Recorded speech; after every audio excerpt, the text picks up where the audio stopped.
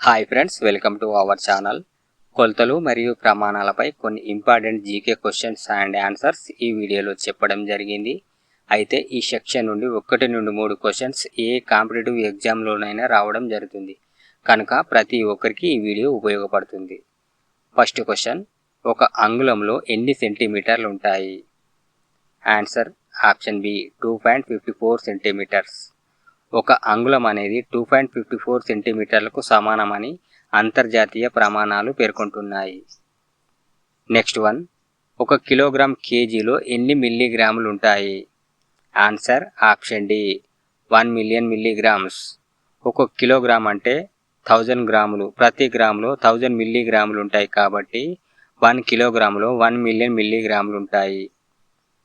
Next one, ఒక లీటర్లో ఎన్ని మిల్లీ లీటర్లు ఉంటాయి? Answer option C 1000 millilitres. ఒక లీటర్ అంటే 1000 మిల్లీ లీటర్లకు సమానం. నెక్స్ట్ వన్, ఒక నాటికల్ మైల్లో ఎన్ని కిలోమీటర్లు ఉంటాయి? Answer option A 1.852 kilometres.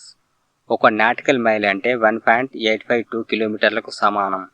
ఇది సముద్ర మరియు వైమానిక నావిగేషన్లో ఉపయోగిస్తారు. నెక్స్ట్ వన్, ఒక పౌండ్లో ఎన్ని కిలోగ్రాములు ఉంటాయి? ఆన్సర్ ఆప్షన్ ఏ 0.454 కిలోగ్రాములు. ఒక పౌండ్ అంటే 0.454 కిలోగ్రాములకు సమానం. నెక్స్ట్ వన్, ఒక గజంలో ఎన్ని మీటర్లు ఉంటాయి? ఆన్సర్ 0.914 మీటర్లు. ఒక గజం అంటే సుమారు 0.914 మీటర్లకు సమానం. నెక్స్ట్ వన్, ఒక హెక్టార్లో ఎన్ని చదరపు మీటర్లు ఉంటాయి? ఆన్సర్ ఆప్షన్ ఏ 10,000 చదరపు మీటర్లు. ఒక హెక్టార్ అనేది భూమి కొలత యొక్క యూనిట్. ఇది 10,000 చదరపు మీటర్లకు సమానం. నెక్స్ట్ వన్, 1 మెగా హెర్జ్లో ఎన్ని హెర్జ్లు ఉంటాయి? ఆప్షన్ సి 1 మిలియన్ హెర్జ్లు ఉంటాయి. 1 మెగా హెర్జ్ అంటే 1 మిలియన్ హెర్జ్లకు సమానం.